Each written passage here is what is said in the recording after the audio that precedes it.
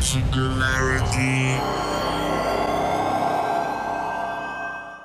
My name is Nicola, aka Socrates, and you're watching Singularity One-on-One. Singularity One-on-One is a regular podcast feature of Singularity weblog, where you can go and listen to it or download it in full.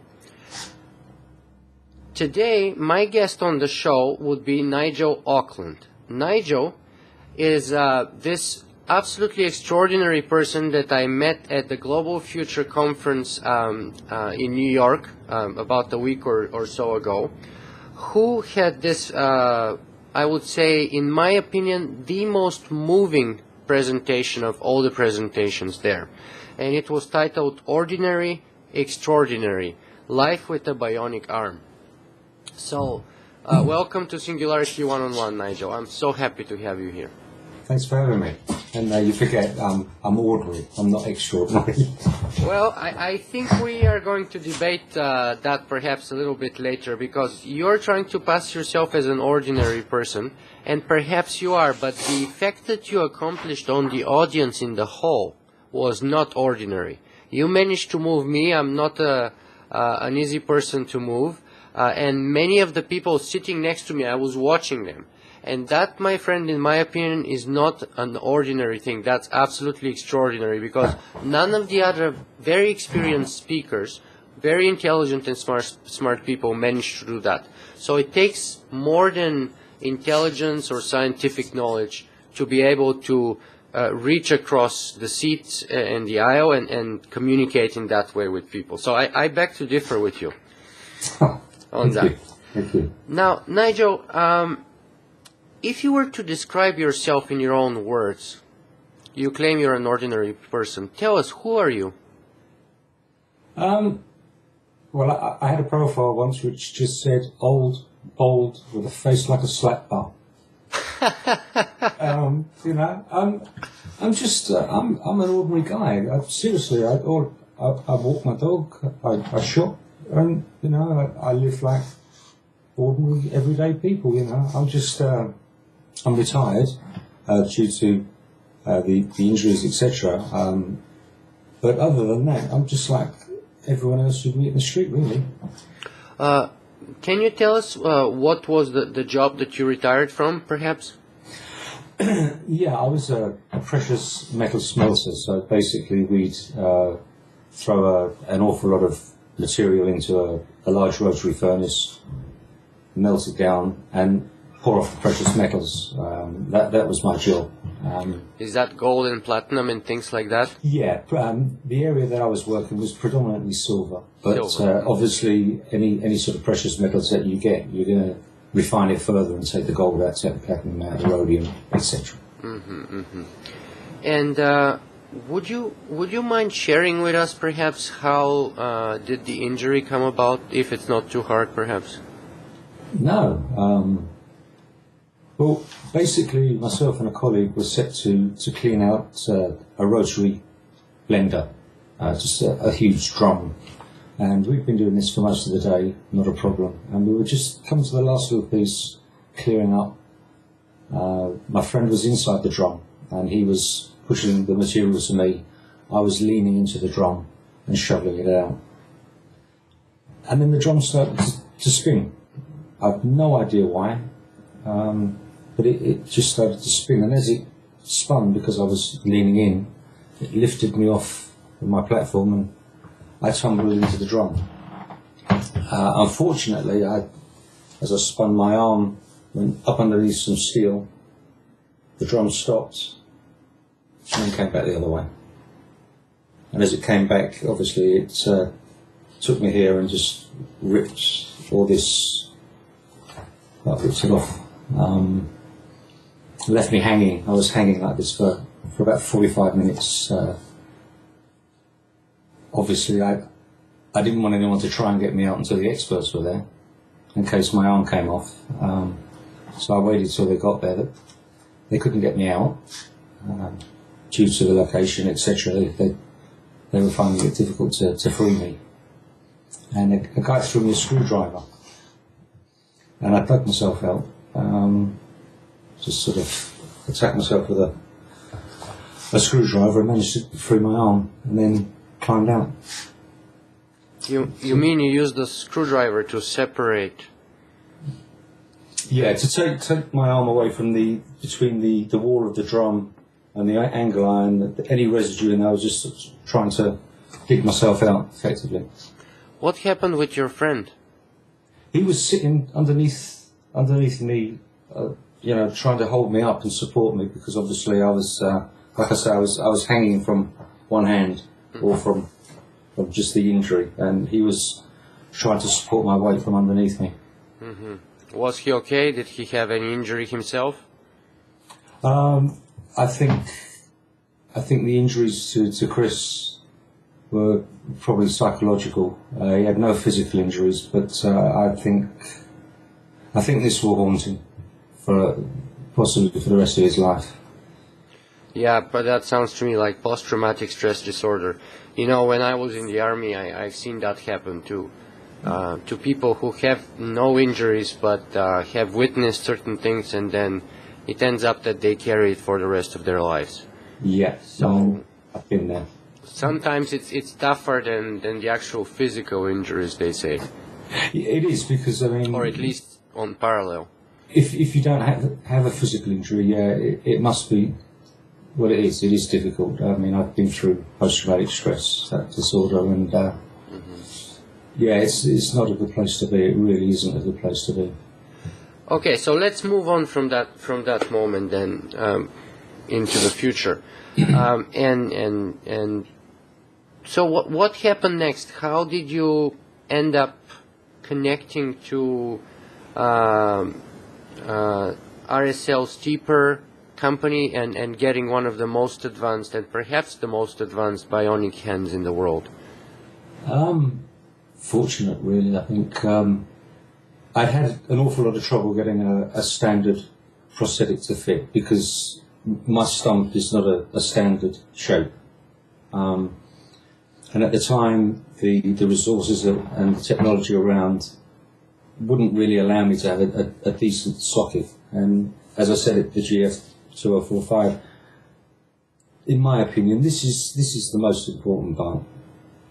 Because, if this is uncomfortable, if it hurts to put pressure on it, if you can only wear it for an hour a day, it doesn't matter what that does, that will stay on the shelf. So I had trouble with these, and consequently couldn't wear very much in the way of prosthetic. My hospital prosthesis did try and help me with that. And, excuse me 1 second. Sure. He made me this little thing. Oh. As you can see, it's a good couple of inches shorter. So, but that was the best one he ever made me. Bless him. Really good. Are they both custom molded to the shape of your sort of stump? The one I just showed you, the pink one, that's old school. It's a pretty semi-rigid inner liner, whereas this one is a soft silicone liner. So it's slightly different, and the way I put this on is just a push. With that one I had to try and pull my arm on. So this is definitely far superior to my old one. I found myself in a situation where I could afford to buy this piece, and a company in England called Dorset Orthopedic, Mark, the prosthesis there, made me a really good socket, and it fits so well. And then I think he had a call from the company saying, we're looking for somebody, and because I was using a myoelectric hook, he put my name forward and said, this guy uses his all the time. Just give him a call. And they gave me a call, and the rest is history. So tell us just a little bit more about the connection. Is it vacuum attaching to? Do you remove the air from the inside, or? Yeah, absolutely. Let me try and get it for. Okay, this white thing here, this is like a one-way valve. So obviously, as I push my arm into the liner, the air in there is displaced through that valve and gives me a suction almost vacuum fit. Very smart. and then the shape of this behind the elbow, it just allows it to hook behind the bones of the elbow joint, and that gives you an extra bit of support. Mm-hmm. You've mentioned already that you had the myoelectric hook before that. Can you tell us a little bit more about the principle and the sort of the skill level that you require in order to control the functionality of the hand?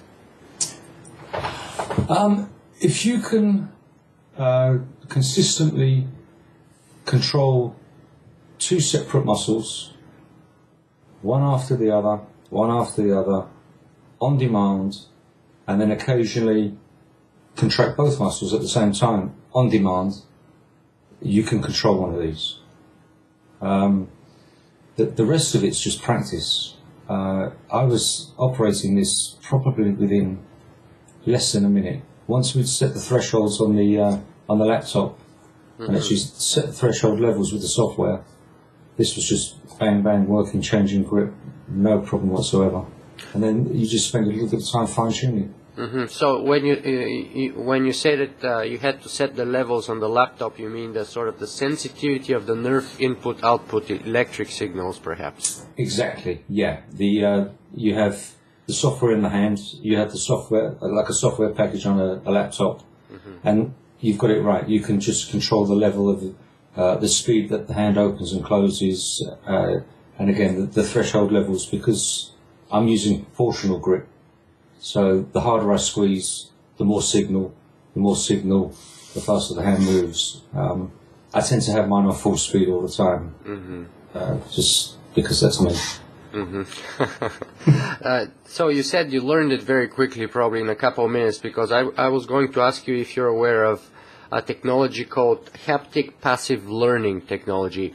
I was just interviewing the lead tech guy between Google Glass yesterday, and one of his other projects that he does, he has this musical haptic passive learning glove that you put over your hand, and while you're talking or doing anything else, in the background, the glove moves your fingers in a way that, say, you play a Beethoven or, let's say, for Elise, and it teaches you passively, without you paying attention or even thinking about it or knowing it, to play the piano, for example.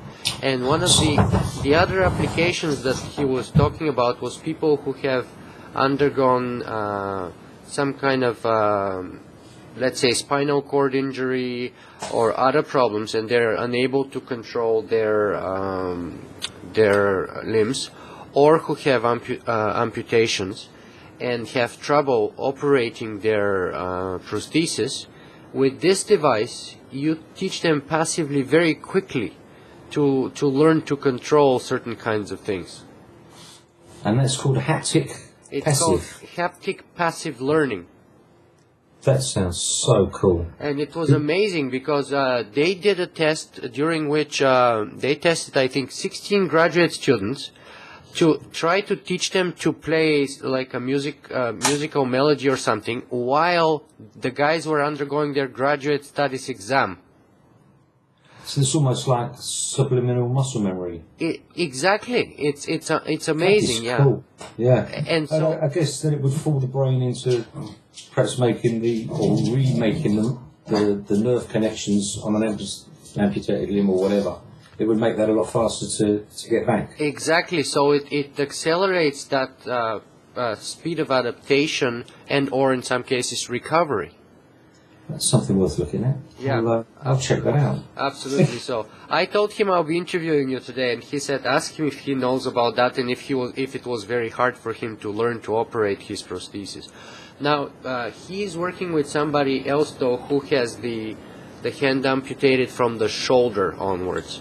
Yeah, that's much more complicated. In that case, it's I think much more complicated. It requires much steeper curve of learning, and I think in that case, and the nerves found sort of in the shoulder area, I don't know if they're harder to get, or I don't know the exact science, but he was saying that it helps a lot with the learning process. I can imagine, because I think you fire a shoulder amputation, you probably fire it off from your chest or your back muscles. Yeah, something like that. Yeah, I can imagine that could be really, really good. Anyway, I just thought I'd share this with you because you'd find it interesting. Let me ask you about some of the capabilities that the hand is giving you now. Can you, for example, write with your hand? I'm left-handed. You're left-handed. Oh, Yeah. you're lucky. Yeah. Yeah, that's very cool because, you know, some people are ambidextrous. Some people are... I cannot write with my left hand, for example.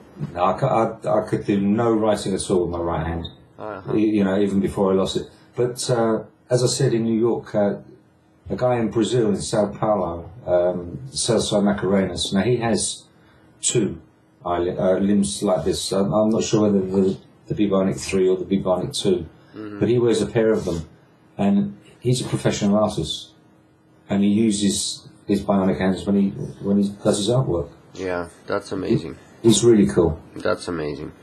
How about things like issues with water?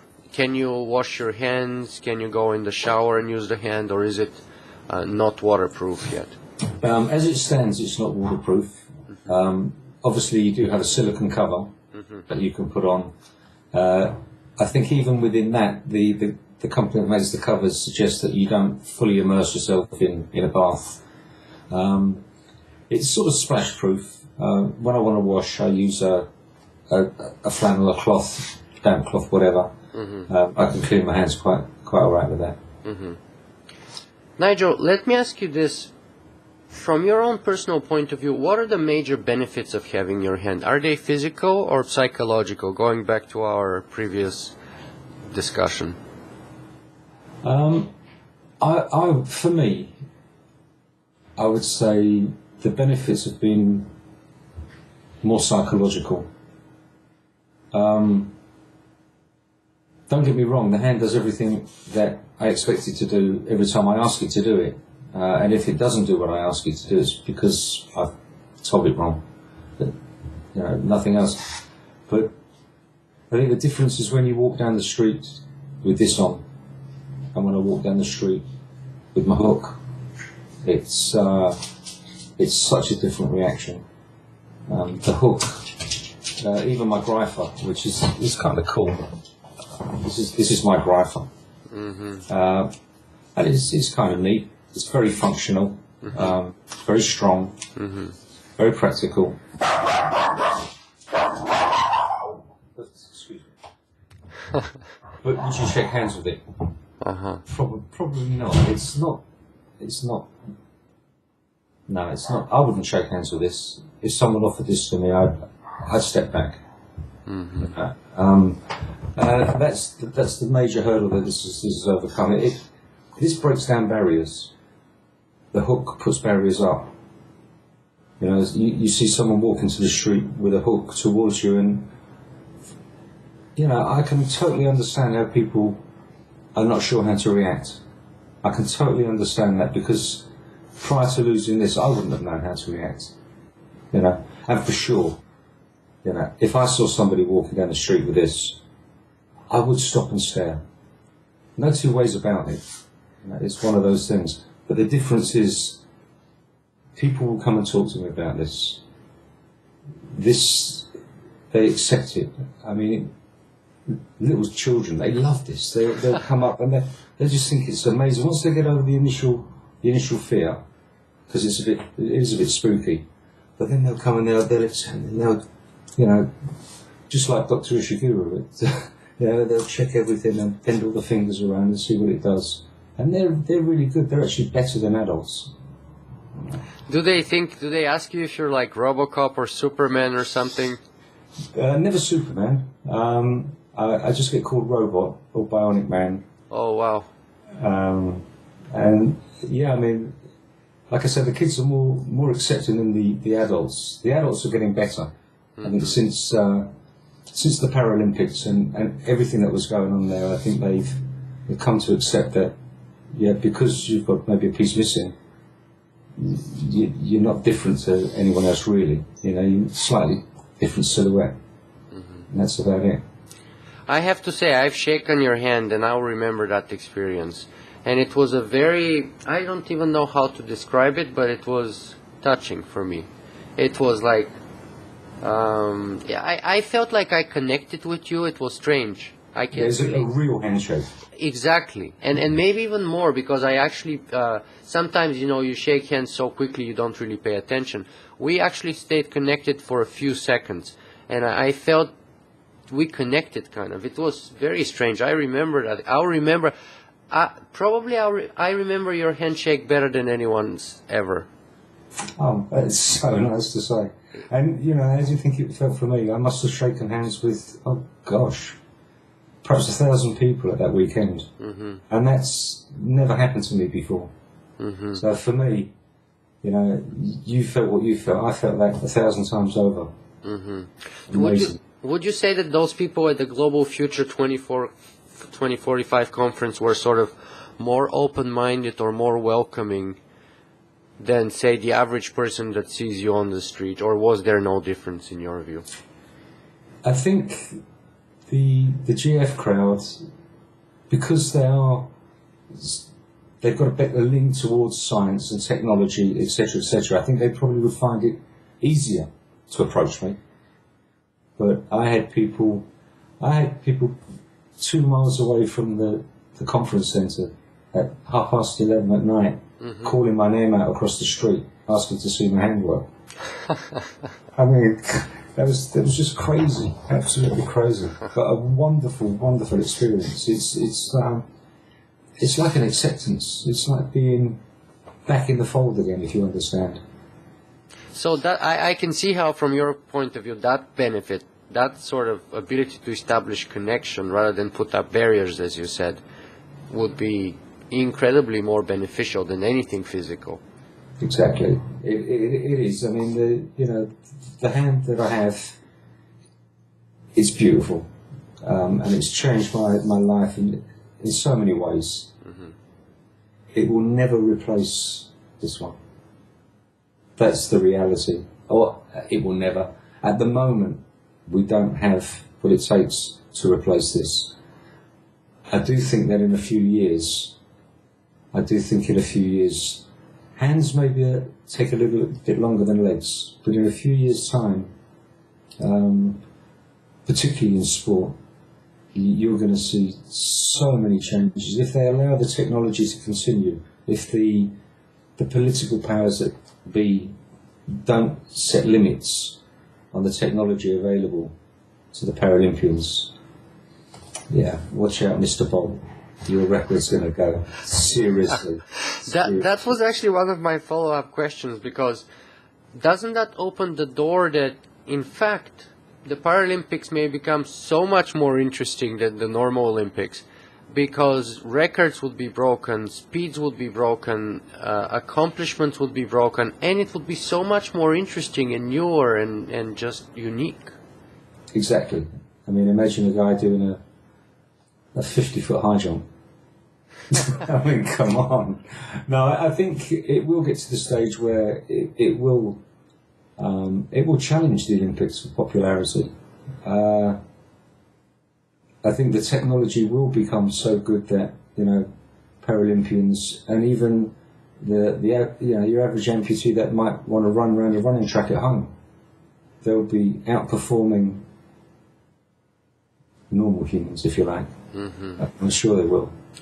Now then, that raises the question, though. Once the Paralympians become many times more powerful and capable, do you not think that there may be professional athletes or people who want to go for those kinds of accomplishments who would volunteer to have that kind of advanced prosthesis that would allow them to accomplish those things, rather than remain meagerly human and remain with that very fine limiting biological constraint? 100% they will, because the moral framework that we operate in isn't strong enough to perhaps outweigh the financial benefits of becoming the fastest person on the world, or the highest jumper on the world, or, you know, quite literally in a swimming pool, maybe a human torpedo. You know, when you get to those levels, the financial remuneration is so vast that, I can, definitely see that people would want to augment themselves purely to advance their own wealth or power, whatever. Yeah, it's going to happen. Do you think that's a good thing? Do you think that's a good thing or a bad thing, in your view? It's a tough one.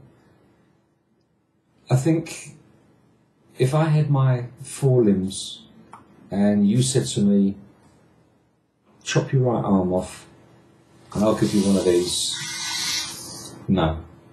If you said to me in a few years' time, cut your arm off and I'll give you one of these, I probably would still waver and say no, because it's not in my makeup to go that way. If I were a professional sportsman and you said, hey, give me your legs and I'll take 5 seconds off your 100-metre time, well, that's my life sorted, effectively. Mm-hmm. So there is a moral aspect, and I think that will be down to the individual. Mm-hmm. But it's going to happen. I'm sure it's going to happen. I mean, it will start for the benefit. I hope it will start for the benefit of others. Mm-hmm. You know, rather than just happen to increase a sportsman's chance of winning or whatever. I hope if these elective amputations, and that elective amputations happen all the time now, but now they seem to be happening for the right reasons. And I think to cut your legs off just to run a bit faster doesn't sit right with me. You know? Well, Oscar Pistorius, putting aside his current personal troubles, Oscar Pistorius his parents actually made the decision for him when he was a very young child to have that elective amputation simply because of the way he was born, and because the fact that if he had undergone the amputation as he did, he actually had better prospects of walking and standing up on his own feet, etc. Exactly, yeah, and you wouldn't want anyone to be denied that. You'd never want to deny anyone that. That would just be so cruel, mm-hmm. You know. But to be able-bodied and to say, well, just for the sake of winning a race, I'm going to take both my legs and have them cut off. It doesn't sit well with me. I don't, on a personal basis, I don't see that as fair play. So what should we do about it? Should we do anything about it? Because I think if you legislate against it, people will try and push it. If you legislate for it, people will protest against it. If we evolve, hopefully we'll be sensible enough to find our own sort of level of acceptance where you know, these people are happy, these people are happy, religious people are happy, scientific people are happy. But, you know, we need to be smart enough to find our own level of what we think is acceptable rather than being told mm-hmm. what someone else thinks is acceptable and we have to follow. I mean, we're not stupid, you know. Yeah. So let me ask you this, Nigel. Do you consider the hand to be a part of you now? Or is it a tool or an accessory, like a piece of clothing or a pair of shoes? What's the relationship between you and the hand? It's getting better. I've noticed that when I don't wear the prosthetic, my phantom hand, which is there all the time, mm-hmm. my phantom hand starts about here. It starts right at the end of my stump. As soon as I put the socket on, my hand starts here. And as soon as I put the hand on, my fingers are now probably that far away from where they should be. So my phantom is actually elongating along my arm as I put the socket on. So yeah, it's getting far more intuitive. I think the more you use something, the more you do it over and over and over. I was trying to come out with an example yesterday, and it would be, I'll just get my hand in position. If you were talking to someone with your hands, using your hands, and you were to say, well, it's thus and this, and that's a nothing movement. We do that all the time, you know. Yeah, we all do it. There's 10 moves with this. You know, just to achieve something really simple. Hopefully with practice, I'll get to the stage where I don't actually have to think about the 10 moves. It will just do it because the 10 moves will become one. Yeah. Yeah, it'll be one. That's what you're doing. You're doing that task, and those 10 moves just happen to be what you need to do. So it's becoming a lot like that now. You know, the more I do something, instead of it, you know, that's 10 moves, that's 9 moves, that's 8 moves. Now that's one task, and those moves just happen to make up that task. So I'm sure I'm streamlining it somewhere. How long have you been having this hand for now? I got it around about this time last year as a full-on prototype. Very little of it now is still the same. The springs that control the fingers, they were upgraded. The stainless steel inserts were upgraded. The pins across here were upgraded. Everything has basically been upgraded as the hand effectively is evolving. I mean, what they're trying to do is 1 million years, 2 million years of evolution, and they're trying to put it together in a very short period of time. And considering that, they've done a pretty good job. Is the hand available to the public for other people who may find themselves in a similar position like you? Oh yes, yeah. I asked just a couple of days ago. I said, how many of these are actually getting out to people who need them?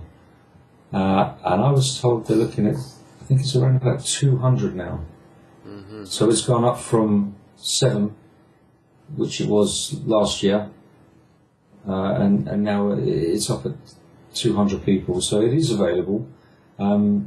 We have a couple of guys in England who managed to get theirs supplied by the National Health Service, which is a wonderful thing. That's something I'm really, really pleased about.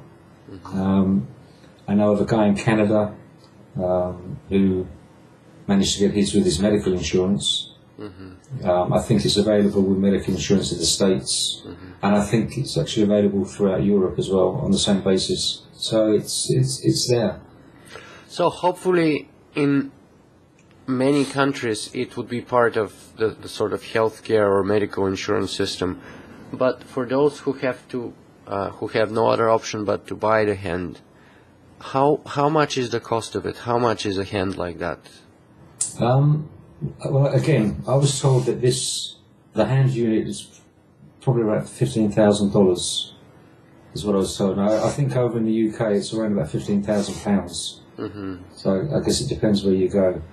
But the whole thing, I would imagine, with the wrist, etc., it's going to be around about £25,000. But you know, the reality of that is, at the moment you would be prescribed with a passive mannequin arm that did nothing. You would follow that up probably with a body-powered harness and several attachments to allow you to do various functions throughout the day. And then you might get a myoelectric type prosthesis. This one, there are 2 guys who've got them, so they are there. But if you work out the budget for those first 4 sets of prosthetics, and the time you spend with the prosthesis, and the hospital time that you use, and the time you spend away from either work or home, the cost starts to mount up. And then you're looking at something that's actually pretty cost effective. I think the idea for Steeper is basically, once you buy this unit, it will work for X number of years, and then you replace it. Hopefully, if you can afford it, or if it's covered. If it's covered, Hopefully it should be covered.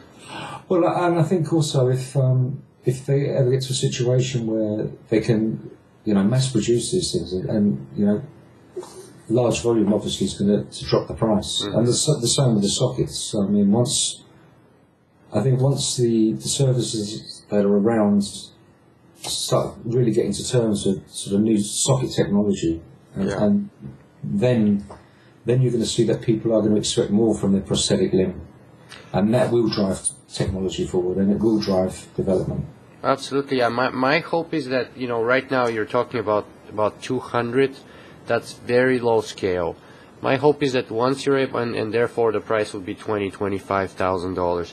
My hope is that when they're able to scale it, usually scaling gives you a factor of 20 or 30 improvement of cost.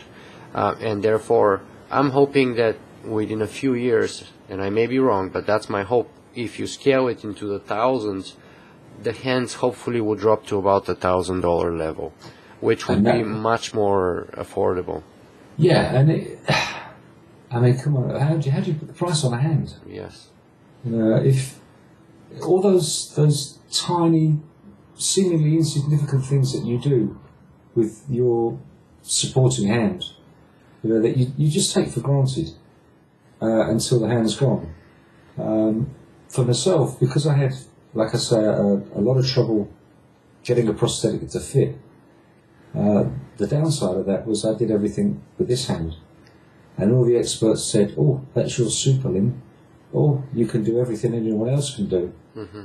And I promptly ripped all the tendons and ligaments away from the elbow and got myself around about 85% tendon damage to my elbow. That's 4 years ago, and I still have physiotherapy every month. Mm. So, again, if you get somebody, a new amputee, if you get them a functional, working, comfortable, good-looking piece of equipment straight away, instead of waiting a couple of years, they're not likely to damage the remaining limb. Mm-hmm. You can offset all these other knock-on effects. I don't think the system we have in this country doesn't allow holistic treatment. Mm-hmm. Yes. And that's maybe where they should be looking more towards holistic, and then mass-producing and getting them out to these type of limbs to everyone, and maybe having the hook as a last resort. Mm-hmm. Having the hook for someone who, look, I don't have the muscle, I don't have the nerve, I don't have the length of bone, I don't have that ability to use a bionic hand. Then the hook. Not hook first, and if you're lucky, something that people in the street don't shy away from. Mm-hmm. Now, and again, going back to the psychological dimensions of the issue, you can't put a price to the psychological benefits of it, as we talked, and more importantly, that sort of a delay or gap period between the injury and getting a functional, good-looking, proper hand like this is a period in which people undergo enormous psychological trauma, right? Yeah. I imagine. I went to a very, very dark place. I went to a very dark place where I was once asked, where do you see yourself in 6 months' time? And I wasn't being dramatic, I was being honest. I said, in a field with a hose pipe attached to the exhaust of my car. That was as far as I could see. If I was pushed, normally I wouldn't look past the next day. It was just a case of trying to get through this day, trying to cope with what's going on. The injury itself is tough to deal with. Other people's attitude towards you is tougher.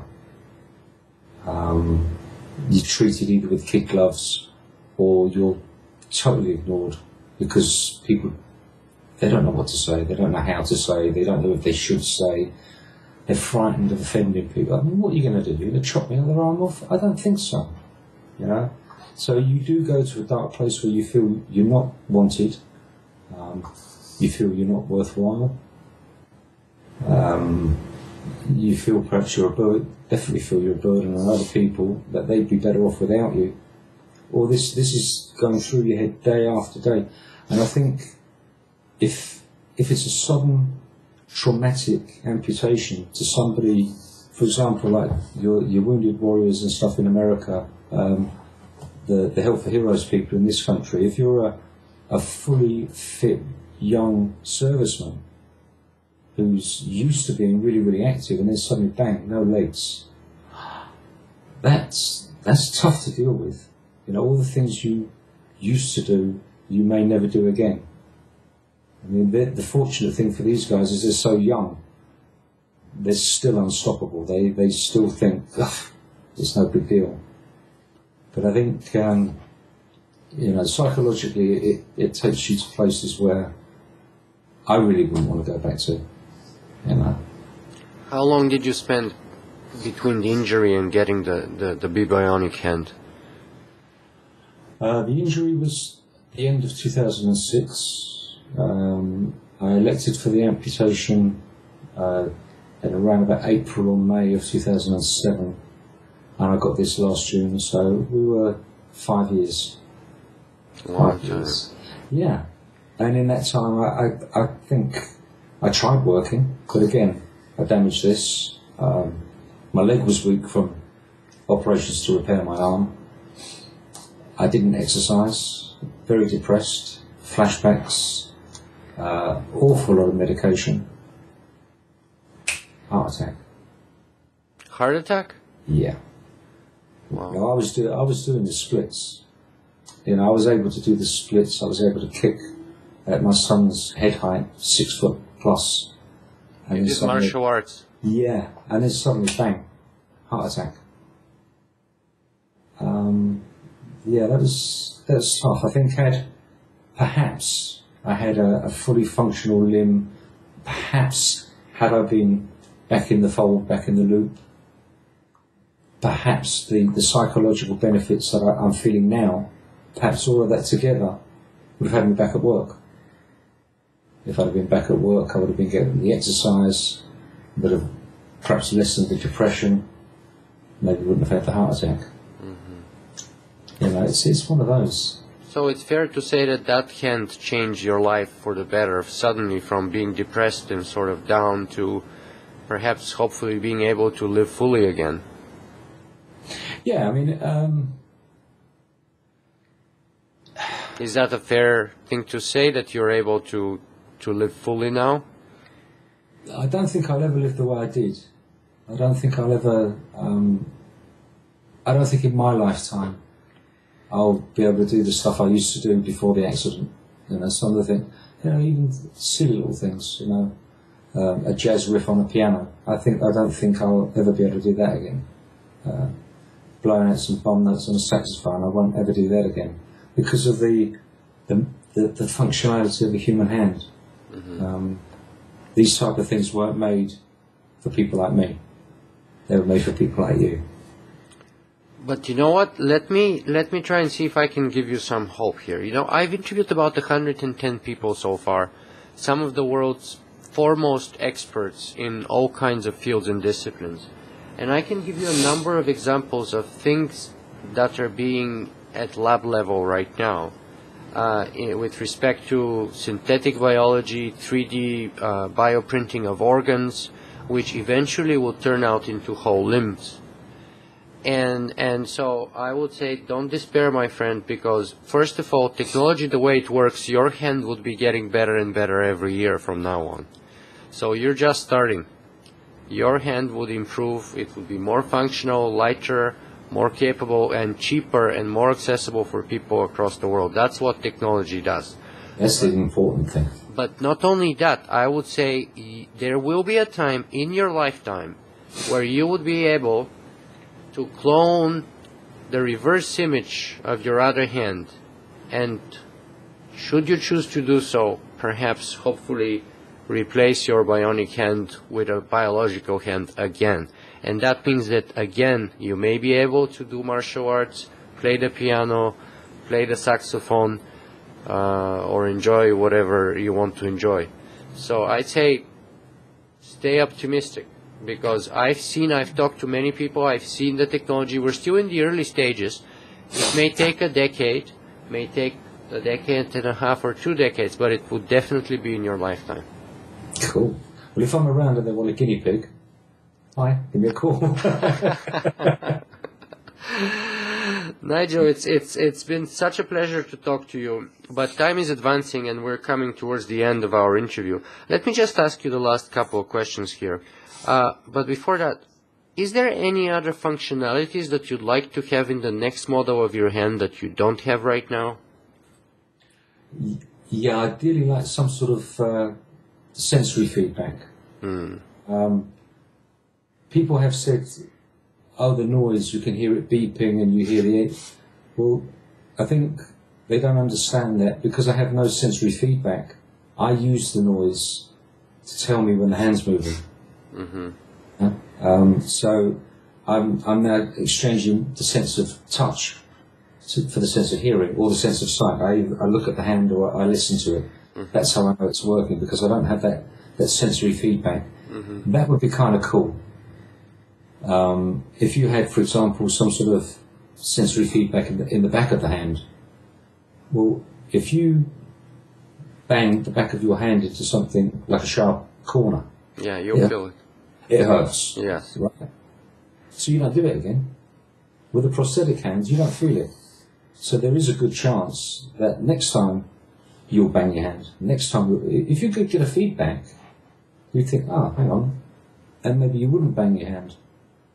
The upshot of that is more life in the life of a prosthetic hand. You wouldn't knock things off as so much, perhaps. They wouldn't have to be so robust.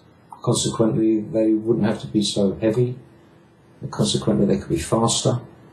So everything has a knock-on effect. So for me, some sort of sensory feedback and the waterproofing. Because I mean, it's too cool to take off. I have to take it off. I have to take it off to bathe. And once my arm's off, then I'm a disabled person. I'm reliant on other people to wash me because there are places I can't get to. So I then become dependent on someone else to exist. And I think that's something that would be something to strive to eradicate, the need for people like myself, amputees, to have to rely on other people. As I said before, it would be nice to have an opportunity to stand on our own 2 feet. It's pun and it's corny, but it's a reality, Nigel, what is the most important way that you think you have changed since the accident, since going through that very tough period of 5 years, and since getting the new hand? I mean, there's been probably a hell of a roller coaster ride throughout that time frame. What's the biggest change that you think, from your own point of view, has happened in you? I would say in the last 12 months, since I got the bebionic, smiling is the biggest change. I don't think there's a photograph of me in existence from the date of my accident until the date I got my arm. I don't think a photograph exists with me with a proper happy smile. That's the main difference. It's made me smile. That's amazing. Okay, where can people find more about you if they want to? I don't know. I'm on YouTube, but that's about it. Like I say, I mean, technology in me is strange. It's almost like I'm a technophobic cyborg, which is quite strange. I don't have a smartphone. I don't have an iPod. And today is the first Skype conversation you have with me. First Skype video. It's so. I don't have websites and blogspots and YouTubes and Twitters. I don't know how they work. I'm sorry.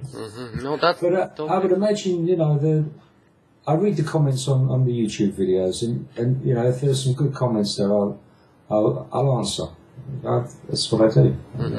Speaking of the YouTube videos, I've published 3 or 4 of them on my blog so far. And speaking of sensory feedback, I was wondering, how did you manage to hold the eggs? If you don't have, I was thinking about that. In one of the videos, you're cracking eggs. And I was wondering, okay, so he doesn't have the sensory feedback. How does he know to stop without crushing the egg, but while still holding it tightly? How? Yeah, I don't know. Because the video of me doing the eggs, that was the first time I'd done that. Actually, to do this thing. I thought the guy said, can you do it? And I said, well, I'll try. and I use my eyes a lot. I watch what I'm doing, and you do get a sort of clunk when you grab something, because there is slight movement in the prosthetic, but it's predominantly using my eyes. I think if I came in on a full grip, it's going to crush the egg. But that's just my eyes and the way I'm judging what I'm doing. That's practice, I guess. Nigel, the very last question that I always ask of guests on my show is always the same, and that is, what is the one thing, the most important thing that you would like our viewers and listeners to take away from this conversation with you and me today?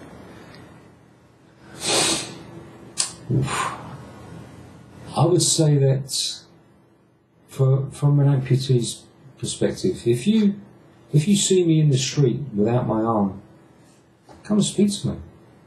If you make eye contact with me, don't shy away, don't feel guilty about it or whatever, just smile, we'll talk.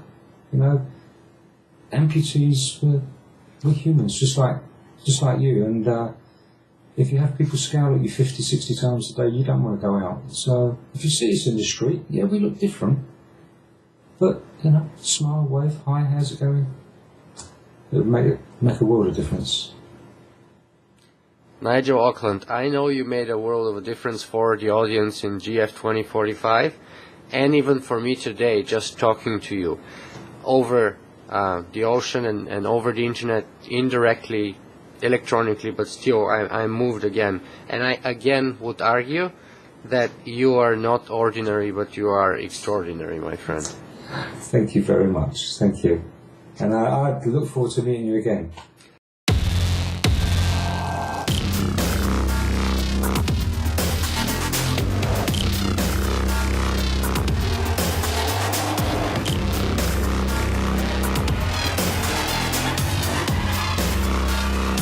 Singularity.